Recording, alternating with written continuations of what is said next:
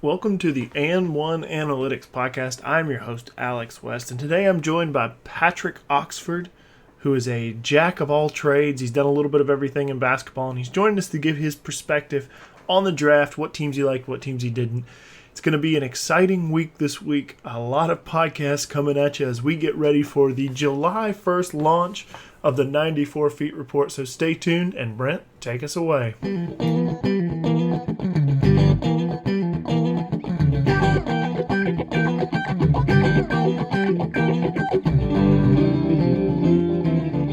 Welcome to the And One Analytics Podcast. Special guest joining us today, Patrick Oxford. Patrick, how are you, sir? I'm doing great, man. How about you? I'm doing very well. You want to introduce yourself? Let us know you're a self-titled jack of all trades. You've done a little bit of everything, and we're always excited to have that kind of expertise on the show.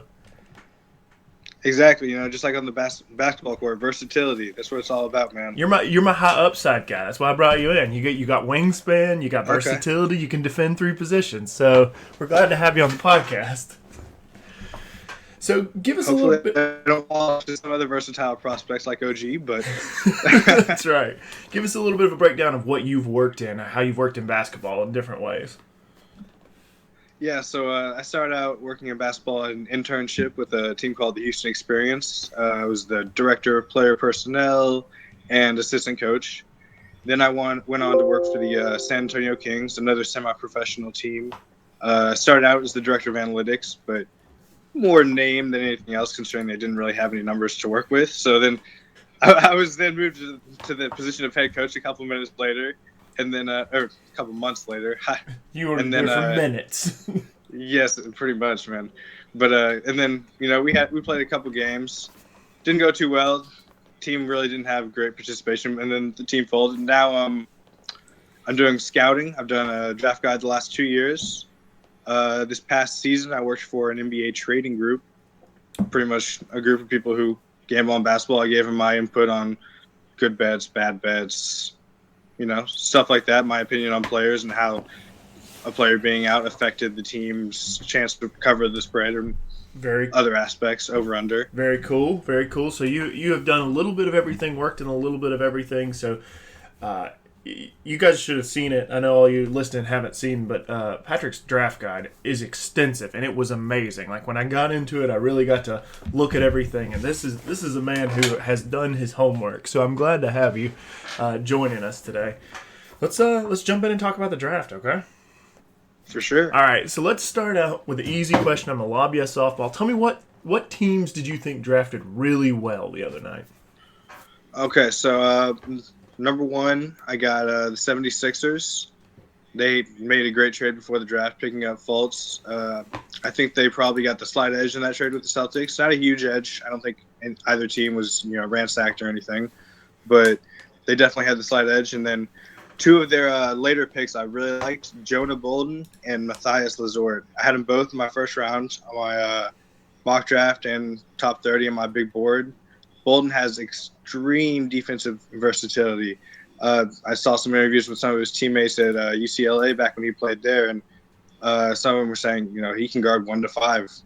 Probably not 1 to 5 at the NBA level, but that kind of defensive versatility is always useful. Yeah, most definitely. Matthias Lazort, great rebounder, kind of a energy big in the Tristan Thompson mold. He's not a huge, height dude, but he brings a ton of energy at all times. One of the best players in his league this past season in Europe. So he definitely is someone you can see them just being able to plug right into a second string center spot, and he can definitely be productive. No, Lasort's probably going to be a drafting stash, right? Or do you think he's going to end up on the main roster this year? Well, he's at the age where he could go either way. I think he was he early entry this year? I don't think he was. No, he's 21, so he's right. He's in that next age group up. Mm-hmm. Yeah, so, it could go either way. I think they already have Rashawn Holmes and Jaleel Okafor for now. But, if they see a path to move Jaleel Okafor, and they think, we're going to be able to move him, we want a third-string center in here, because Embiid's obviously not an every-night player at this point. True. So you got to have some depth there. So, they could go either way with that. I wouldn't be surprised one way or the other. I haven't seen reports one way or the other. I haven't either, but when they picked him, it just seemed like a very 76ers thing to do, just sort of draft and stash a guy. Yeah, they were just getting, I think, as many giving themselves as many options going forward as possible. Absolutely. All right, besides the 76ers, who did you like? Next team I liked was the Warriors. They came in with no picks. They bought the 38th pick, I believe, from the Bulls for over $3 million, a high price. But, they got a dude in Jordan Bell who really is an impact maker on the defensive end. He had a great tournament, and I think he's a dude that can at least come in and, be their backup center over McAdoo. Oh, yeah, he's taking those McAdoo minutes for sure. Yeah, absolutely. And honestly, they have so many free agents this offseason. They're going to get some veterans to come in and, play the big man spot because what dude isn't going to want to come in and, I'll take a minimum salary and get a ring. That's fine. Yeah, true. But I wouldn't be surprised if Jordan Bell took over that starting spot by the end. It depends on the matchup in the playoffs. If they're playing a team with two bigs, I don't think they're going to go Bell and Draymond. But if a team tries to go small on them, I'm a Rockets fan, but if we tried to go small on them and they've tried out Jordan Bell and Draymond Green, that'd be a tough matchup. Yeah, absolutely. For sure. Jordan Bell was one of the players that I was very highest on going into the draft. And I was really hoping that he would end up in one of the really what I consider to be smart programs, and he really did. Chicago selling that pick was just quintessential John Paxson Garform, and just we don't need this, we're rebuilding. But I love Bell. He is a great shot blocker. He's a good rebounder, but his high basketball IQ makes me really believe that when the Warriors drafted him, I was like, well, that's perfect because he's David West. He's a little bit undersized, but he does all the things that David West can do, and he has a tremendously underrated passing ability. And that's why I loved that pick. I've been hot on Bell for months now, and I'm so glad to hear someone else sort of say that. Yeah, I had him on 23 on my big board, I believe. You did. You had and then they picked up Chris Boucher, his Oregon teammate, after the draft. Boucher tore his ACL, I believe, at the end of the season. Okay. But, still a stretch big. He's got tremendous length, good rim protection, someone that they could definitely find a role for going forward. Oh, yeah. Oh, and in the Warriors, it's just one of those things. When they pick up a guy, we say this sort of jokingly about San Antonio, whoever they draft, but, if they're drafting a guy, you need to know why. Or if they're signing a guy, you need to know why, because that's an organization that runs a tight ship and puts productive basketball on the court, even from the inside. All right, so Warriors, 76ers, who else? Anybody else really jump off the page? I had two more teams that I thought did well. I'll just give a quick shout out to the Raptors. Not that I think they did anything extraordinary, but, picking up OG when no one else did at 23, that's big. Yeah. I know Denver was looking to pick him up with their next pick. They tried to get kind of greedy, picking up Trey Lyles and OG, and not that Tyler Lydon isn't a good player, but they definitely, I think, should have just stayed at their 13 and taken OG themselves. But then to get into the Kings, I think the Kings had a really productive draft. They got a lot of players you can see going forward that will give them minutes. Justin Jackson, I think, was more of a safe pick. I think they probably were a little bit scared about OG's need, which, that's understandable. Yeah. Especially if they're already taking one chance on Giles. Going and doing two really lottery picks is kind of risky. So I understand the Justin Jackson pick there. Fox is a tremendous athlete. He's amazing acceleration. That second slow step, third full speed is just really impossible to guard when he turns the corner with it on the pick and roll. And then Frank Mason's a solid backup. I don't think he ever projects as a starter, but if you can get a dude that has that kind of grit, it's a good option as your backup point guard. Maybe he doesn't pan out, but I think he's got a decent chance. Well, I like Frank Mason for a couple of reasons. He's an older player, which always is nice to have, particularly at the point guard position, somebody who can run the show for you. And Frank Mason's the big knock on him, or at least what I've seen, the big knock on him is that he's undersized, which is very fair. But a lot of times, if a guy is smart, if he uses his body well, if he's very crafty about how he plays, which Frank Mason is, he can get over that undersized thing. Absolutely. Let me ask you this: Do you think De'Aaron Fox is a franchise player? I don't mean to put you just on the spot right now, but you're somebody who's watched him a lot, who understands what he does. Do you think he's a franchise player, or do you think he's a cut below that? I think he can be a franchise player, but you got to be smart about who you put around him. Okay. You know, like Okay.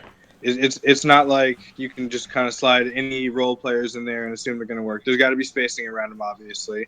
I think you're going to need at least your 2, 3, and 4 to be able to shoot. And, you know, as defenses get smarter about coverages, you may need that 5 to be able to shoot too, unless he can develop a jump shot. If he develops a jump shot, then absolutely he's a franchise player. Fit isn't even all that important. Yeah, that's true. But but as far as confidence that jump shot develops, he wasn't a terrible shooter in high school. I think he shot like 33 or 32% his senior year of high school from 3. So, I mean, he definitely has the confidence to shoot from there. From what I've heard, he believes he's a good shooter, which is obviously step 1 to becoming a good shooter. Yeah. His mechanics are a little bit wonky, but I definitely think they're fixable with some pro coaching and just a lot more shooting, because you just shoot a lot more once you get to the NBA. Mm-hmm. All right, so let's switch gears and let's talk about whose drafts you didn't like. Right. So there are 2 teams that really stood out to me. The Heat. I didn't really like the Bam Adebayo pick.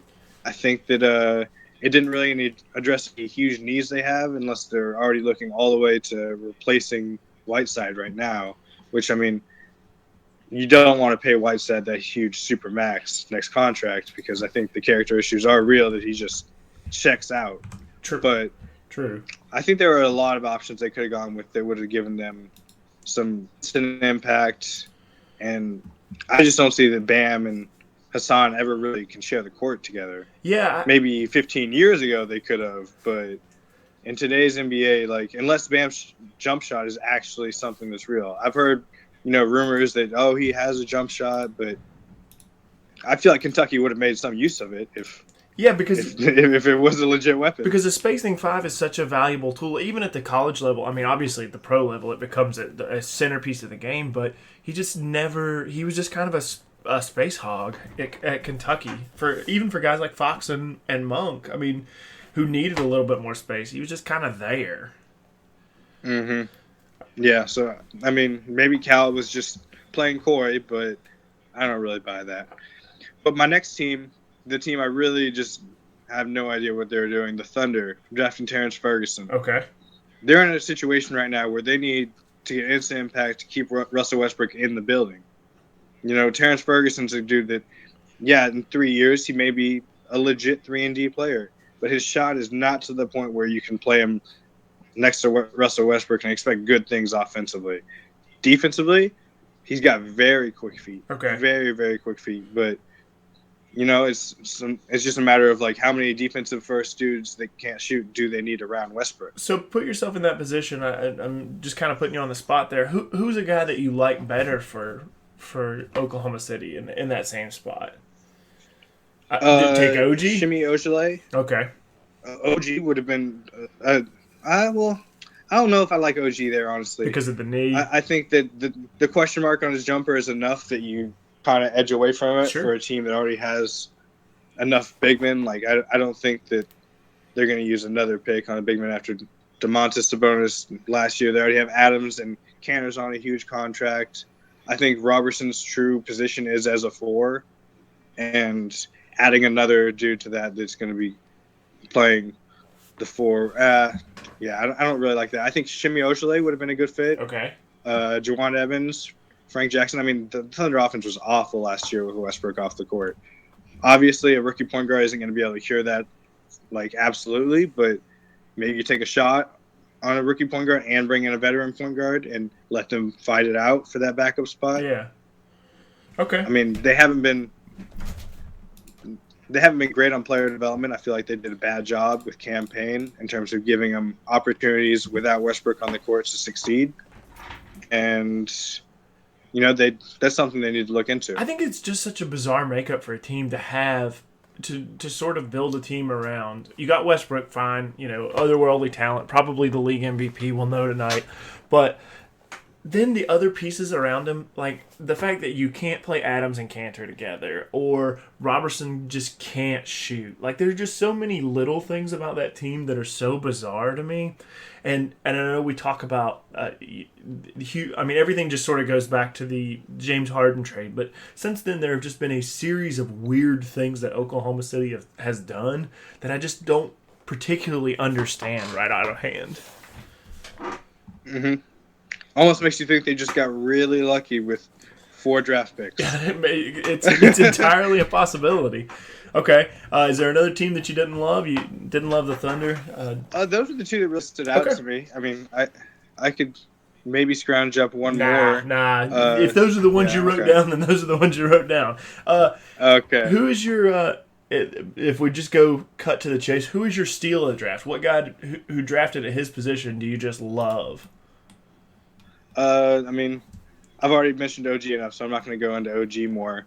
Hartenstein, I feel like for the Rockets was a solid pickup. I don't have access to any medical records. I heard there are rumors about some back red flag, so that may be something that obviously has caused him to slip.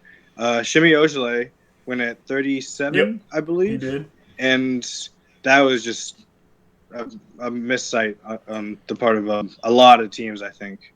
I think he's someone that can come in, he can play on or off ball, and he's got the size to really not worry about him at the 4 defensively. Yeah, he's a super exciting prospect for the Celtics, who are in sort of one of those positions where they have about 4 too many players at this point. But I definitely think that in the next couple of weeks they'll start to shape that up. But I'm really excited to see Shimi Ojale in there because he's such a great player, just all around the board. He does a lot of things, and he can be a Jay Crowder replacement at some point. Mm-hmm. All right. Yep. So still on the Celtics, let me ask you this. As somebody who's done some scouting, some coaching, was there anything that Markelle Fultz did or showed that might make the Celtics want to move down from 1? Was there any one thing that you latched onto that just said, okay, I could see skipping on this guy? Or did he just jump off the page to you as the consensus number 1? Well, he did jump off as the consensus number 1, but a reason I could see the Celtics passing up on him, his defensive effort. He didn't really stay engaged constantly at Washington, and a lot of that was just, I think, because of the huge offensive load he had. You see that with other players. And the situation wasn't a great situation. But I think the Celtics are a team that aren't going to overlook, oh, well, okay, this dude didn't give a crap defensively because he was in a bad situation. But, I mean, we may not always be in a good situation. If we're going to draft a dude as a franchise centerpiece, we need to know that he's going to be there. Sure, yeah, absolutely. Yeah. Yeah. So you think just more engagement is? I know that Danny Ainge targets guys that stay locked in, and that tends to be, even with his last year's pick with Jaylen Brown, that tends to be a tendency of Danny Ainge. Do you think that's what it is? I mean, or do you think it's just having 2 bites at the apple, adding that extra asset? Yeah, I mean, the extra asset is at least 1 year down the road, maybe 2 years down the road, and it could fall pretty low if the Kings, pick up their act. But yeah, I think another thing they might have been scared of with Fultz is if his shot doesn't transfer. I mean, he was taking difficult shots and making them last season, but the free throw percentage is a little bit concerning. Yeah. If he's not someone that makes teams go over screens, that changes a lot of what you can do offensively. And he was, what, a 64%, 65% free throw shooter last year? Yeah, I believe it was 65. Yeah, so not great for a guard particularly.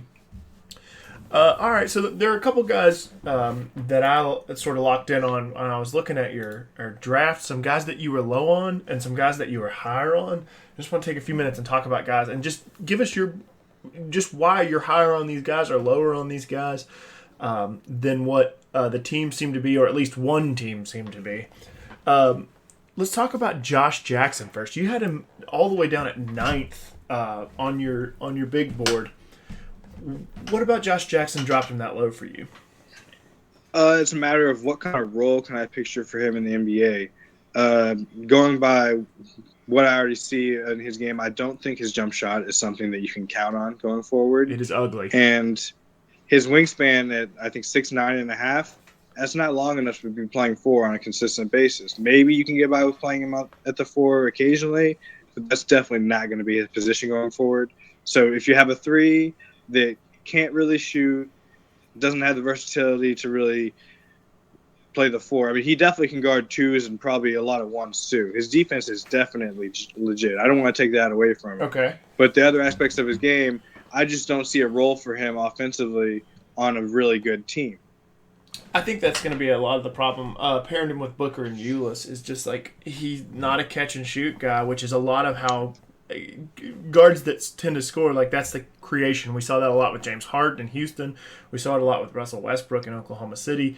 Is that kind of creation is a lot of lanes come from catching and shooting, and boy, his shooting mechanics are just busted.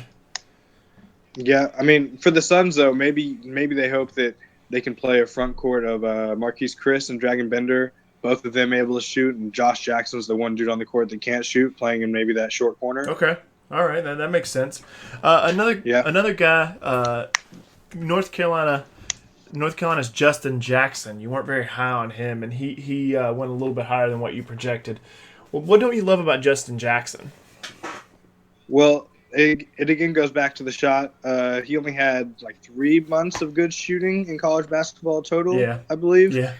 His first couple of years, he wasn't good at all, and then he definitely just couldn't find the basket at the end of that last season, both at the end of conference play, the tournament, and the March Madness tournament. He was really struggling with his shot, and I think that if that doesn't transfer, he has the defensive length to guard threes, but if his jump shot doesn't transfer, then he's going to be hard-pressed to be guarding threes full-time because his slight frame – he's going to get bullied by some of those threes down there. Oh, yeah, absolutely. And he's already, 22, I believe? He is.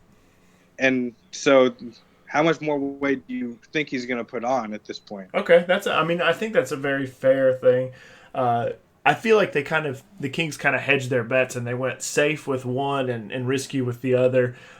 Sort of taking Justin Jackson. He's a very high floor player, but I definitely see where his ceiling can be limited. And so I understand what you're saying. And that's why I really wanted to get into this with you, is just somebody who really has done this and has really got into scouting and understanding the numbers, just to hear you say, hey, I'm not high on this guy, but I am high on this guy. So another guy that I'm not particularly high on either, you have Luke Kennard. Tell us about why you have Luke Kennard a little bit lower than what other people have had him. It's funny because I actually thought I had Luke Kennard pretty high at 19, and then he went and just killed all of his workouts. Like from the reports, he just absolutely just destroyed dudes on the court. I didn't move him up from that because I don't put as much stock in workouts as other teams do, but that really just, I guess that had me low on him at the end of the draft because, yeah. But as far as his fit Detroit, I mean, I would have liked to see them go with point guard because that was obviously their problem last year. Reggie Jackson's just not the same player that he was before. And if he's not going to be the same player, they need someone that can step in and be that point guard. I don't think there's even much confidence in Reggie and throughout the organization. Sure, yeah. They definitely Stan Van Gundy has definitely not shown a lot of confidence in Reggie. And Reggie's that weird guy. That it was so popular to talk about combo guards. Probably about 5 years ago, combo guards were so popular. It was like, well, he can play both guard spots, but what that always seemed code to me was he doesn't play either guard spot well, and that's kind of what Reggie is like he doesn't distribute well enough to play point guard, and he's not quite big enough to play the two, and all right, well, I guess he's our franchise player now. Yeah, it was a good trade for them, I think, at the time, but sure. Now it's yeah. At post-injury, it's just not going to work. Yeah, and Kennard just doesn't seem to solve any of the problems. I mean, he's a good shooter, and he'll probably get quality looks for them, but he doesn't seem to solve a lot of the glaring issues that the Pistons have right now. I just don't love that roster makeup at all. Yeah, it kind of makes you think, what are they going to do with KCP this offseason? Yeah. I mean, if you just spent a lottery pick on a dude that plays the same position essentially as KCP, I mean, I'm sure Pope could play the three, but he's been playing the 2, and that's kind of how the roster is made out for him to play the 2. And it really, like, either way, if you think that Kentavious Caldwell-Pope can play a 3, then what happens to Stanley Johnson? And you start kicking a can down the road, and there's always one guy who's the odd man out. It just seems like a very odd pick to me. Yep. All right, so totally agree. Let's switch it over. We've talked a little bit about some guys that you're high on. One guy that you're particularly high on that I wanted to get into, we talked about OG Anunoby, and I think that all your points on him are great, and the only concern about him was the ACL. I mean, is that what you're pretty much, your idea was the reason he fell as far as he did down to like 23? Is that where he got drafted? Yeah, 23. Yep. Is that the only reason?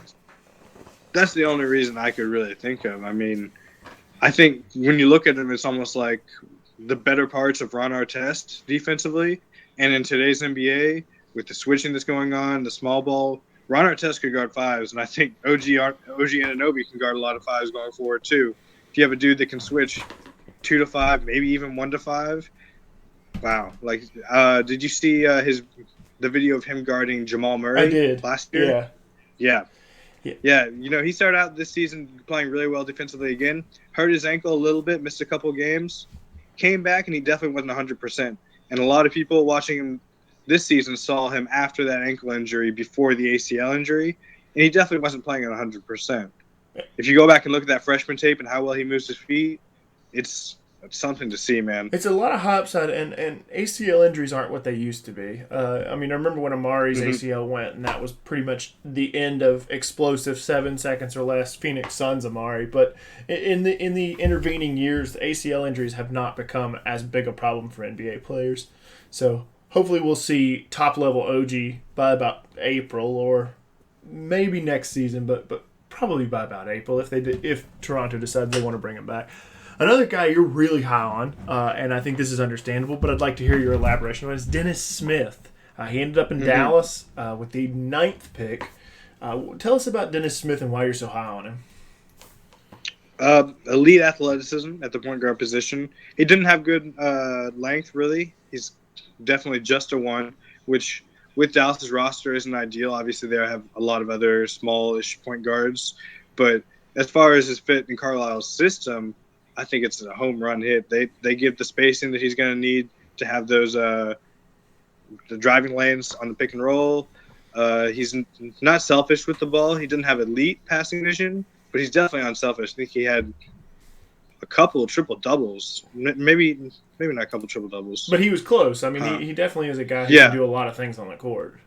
Yeah, he fills up the stat sheet. I mean, obviously, it's tough to compare a dude to Russell Westbrook, because Russell Westbrook may have just had one of the most impressive individual seasons of all time. True. But as far as like an absolute ceiling for him, I definitely think Russell Westbrook's in that. I think he actually is probably a better shooter than Westbrook was coming out, and probably projects as a better shooter than Westbrook. But yeah, I mean, kind of, I guess a poor man's Westbrook would be how I would see him. And he's obviously hyper athletic. I don't know if you saw, there was a video this morning of him dunking in a gym where he just goes behind the back and dunks it. I mean, this guy's a monster athlete. He really is. I think I thought it was funny that the Mavericks draft room apparently was all celebrating when the Knicks took Frank Ntilikina, meaning they got Dennis Smith. That just shows they have a lot of confidence in him. I think he's going to get the starting spot from day one. The best part of that was they interviewed Rick Carlisle afterwards, and they said, you know, would you have been excited if Frank had been there instead of Dennis? And Rick Carlisle just kind of had this look on his face like, no. I mean, he didn't, you know, he was obviously very political with his answer, but it's very apparent that this is the guy they wanted, and they got him, and paired him with Nerlens Noel, with Harrison Barnes, even with Yogi Ferrell and Seth Curry. Like, Dallas has done a really good job retooling pretty quickly. I really like where they're headed in the next few years, and now declining Dirk's team option to sort of pay Nerlens. But I think that's a team that's on the uptick pretty quickly, and despite not having a lot of bad years. Yeah. Definitely. I think they've probably done one of the best rebuilds I've seen in a while. All right. Another guy that you're pretty high on is Jawan Evans. You had Jawan Evans at 16th. Tell us about Jawan Evans and why you like him so much. Yeah, so played Oklahoma State this past year. He's really quick with the ball. He cut down his turnovers a lot, which I think is going to help him be an impact player. Because, I mean, you can't stay on the court if you're turning the ball over at the rate he was his freshman season. But he really improved that decision-making. He's got good length for his height. I think he was a 6'5.5" wingspan. So he has a little bit of positional flexibility there. His slight frame is going to limit that at the beginning, but I think he has the ability to put on a little bit more weight and have some kind of flexibility where he can play alongside another point guard. Really, he's got the whole scoring game. I mean, there's not really a place where the defense can just be like, okay, we're just going to leave him. If they drop on the pick and roll, he can hit the floater mid-range game. If they come up, he can use his acceleration to get by the hedge and force the defense to collapse and then give him a kick out to usually open three, or they can keep moving the ball. But, yeah, I mean, I just think there's a really high floor to his game. Okay. Do you see him as a rotational player? He got drafted by the 76ers with the 39th pick. Do you see him as a rotational player from the get-go, or do you think he maybe grows into it?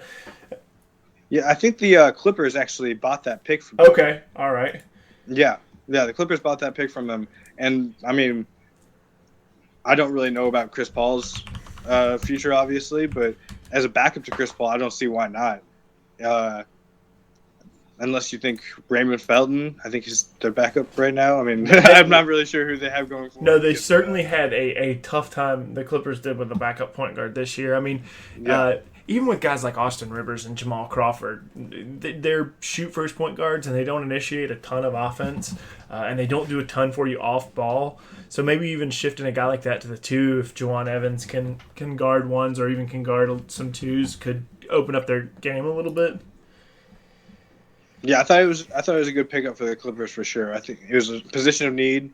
I wouldn't have been upset with the Thunder for going with that position of need. Yeah. They had an opportunity. Either him or Frank Jackson. Yeah, absolutely. Frank Jackson's another fit I would have liked it. Either the Thunder or the Clippers. Yeah. So let's talk about a couple other guys. I know you did a lot of your scouting on the draft, but there were a couple of draft day trades. Some younger guys got moved around. Let's talk about how they fit with their new teams. How do you like D'Angelo Russell with the Brooklyn Nets? Yeah, definitely a better fit than he had for the Lakers. He's a pick and roll guard, whether that's on ball or off ball. He can play into the lane, I think, for sure. They have a lot more space than the Lakers did. The Lakers pretty much always had a non-floor spacer at the four, and the Nets were out here with their centers shooting 5-3 game. Obviously, Lopez isn't there anymore, but I don't think they're going to shift away from that strategy of just absolute floor spacing, trying to create lanes for these players. They know that aren't really the same talent levels for most of the roster as some of these other teams, but they figure, hey, we give them enough space, give them room to do what they do, and let them have the tools to succeed. I think that they're probably going to turn the keys over to D'Angelo at some point. I've always heard the comparison, and tell me what you think about this as a comparison, but I've always heard that D'Angelo Russell's kind of a poor man's James Harden. Do you see that level of capability from him, or is he a player that's a little bit more limited by his frame?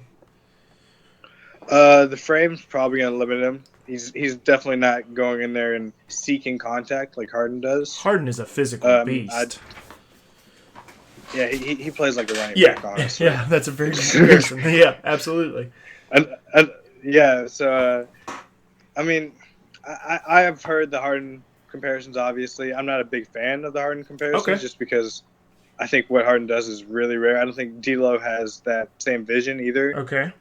Harden's hitting dudes off the fades while navigating a screen himself. It's really difficult to do that. Okay. I mean, I definitely think that you're the guy who would know, being both a scout and a Rockets fan. You've watched probably a fair few James Harden games, but I definitely think that there's more success for him in Brooklyn, which is something I like. He just felt like an afterthought in LA, and so hopefully it'll open up some more lanes for him to develop as a player. Because the Nets, God knows they need to recoup some of their losses from that awful trade with the Celtics. Billy King will live on forever. Yeah, the Celtics are going to put a statue up of him. In fact, They should. He's gotten in their entire future at this point. exactly.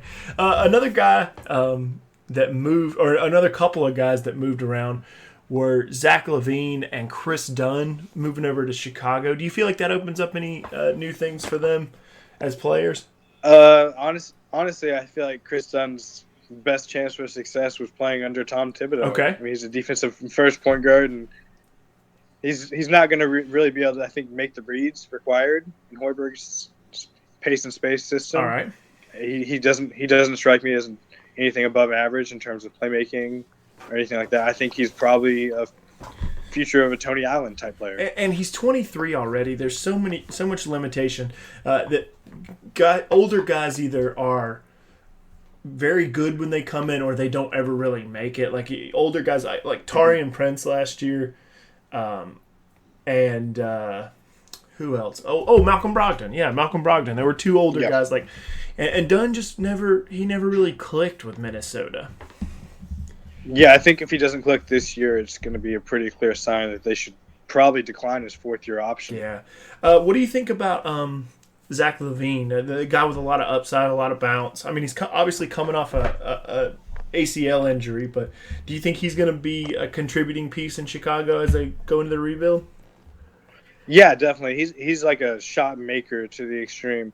Like you said earlier, ACL injuries aren't really as big of a problem as they were 10 years ago. But it's going to affect his lateral quickness. Not that he was a great defender in the first place. That's not what he's on the court to do. But, I mean, it may impact his ability to attack off the dribble to an extent. But I don't think the ACL is going to hinder him much. And I think he can probably succeed in most situations. He seems like a player that doesn't really seem like fit is all that important.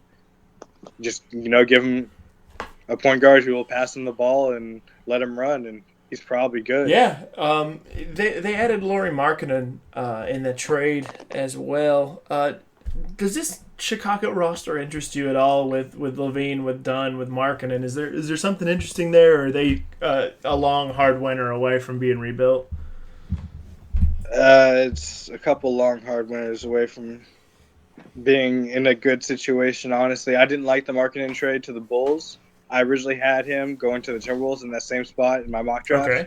But that's a totally different situation. That would put him next to Karl Anthony Towns, next to Wiggins, two established players. I think if, the two players he's next to are Chris Dunn and Zach LaVine, Markkanen is not the same prospect. He's playing an entirely different role for your team, and that's just not a role I see him succeeding in. Yeah, absolutely. As a shooter, Markkanen had some interest, and you, along with a lot of other experts, had Markkanen at 7 in the 7 hole going to the Timberwolves. But him going to Chicago is different. Like, he's not a guy who can protect the rim. He's a 7-footer on paper only, as in he's not a very good rebounder and he's not a shot blocker. It was a weird choice to me, particularly with Dennis Smith still on the board, with Malik Monk still on the board, guys that just jumped off the page as, one, marketable and mesh well with the city of Chicago, and two, just high-quality players with a lot of upside. I'm not sure what Lauri Markkanen's upside is as a player. Yeah, I agree with that. He definitely doesn't have the same upside. I think the potential to get to whatever upside he has is probably higher than some of those players. Yeah. As in, maybe he doesn't have all-star potential, but he definitely has the ability to be the third or fourth big on your roster that comes in and provide spacing for the team. Yeah. Against second units, he's not going to be able to be taken advantage of. He's really a shooting guard in a power forward's body, though. That's a very apt analogy, because his rebounding rate was atrocious. Yeah, I watched him get out-rebounded by guys who were 6'6", at Arizona last year. Mm-hmm. He's just not a guy I like. And it's pretty well documented in other podcasts of mine that he's not a guy that I'm in love with by any stretch of the imagination. All right, well, Patrick, it was nice to have you on the show. I really appreciate you coming on, talking draft with us, telling us who you think your winners and losers are. Tell us a little bit about what you're going to be doing with the 94 Feet Report. I know that you've signed on with us and you're going to be working with us. What's your capacity going to be? Maybe talk about some analytical approaches to how teams can approach free agency, players they might be able to target.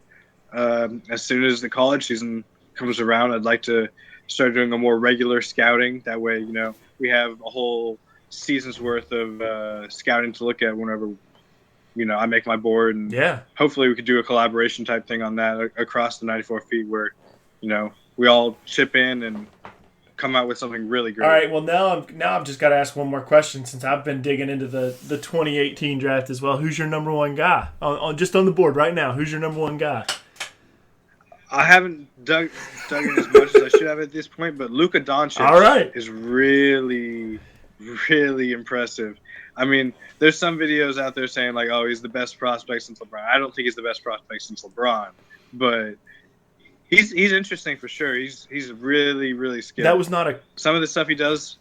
Go ahead. No, go ahead. Yeah, some of the stuff he does on the court, like you almost like, did he really do this in competitive play? Like dribbling between his legs on a drive to the basket. Like he has been certainly impressive. All the things that I've seen of him. That was not a question that was in our pre-show meeting. Sometimes I just like to spring things on people, and you were on. Oh, that's fun, man. See, you were quick on your feet, and that's what we're talking about. Versatility. Patrick's here with the versatility. Exactly. Quick on his feet, bringing an answer. Well, it was a pleasure to have you on the show, and it was nice to talk with you for a little while. Hopefully, we're going to be seeing your work coming at us soon from the 94 Feet Report. It'll always be interesting to read what your take is. So, thanks for joining us. All right, thanks, man. I had a blast. One of the really great parts of working with the 94 Feet Report is getting to work with people like Patrick Oxford. Shout out to Patrick. He was a great guest on the show. He really enlightened us about quite a few draft prospects and where they ended up and how they're going to fit with those teams. So we really appreciate that. Stay tuned to the podcast later this week. We're going to have a couple of more guests from the 94 Feet Report as we lead up to the midnight launch on July 1st of the 94 Feet Report. Have a couple more guys this week. Make sure you're following me on Twitter at An1Analytics. Follow me on Facebook, facebook.com/An1Analytics. And make sure you're checking out the 94 Feet Report, where you're going to be getting all of your NBA stories starting July 1st. For the An1 Analytics Podcast, I am your host, Alex West. Good night.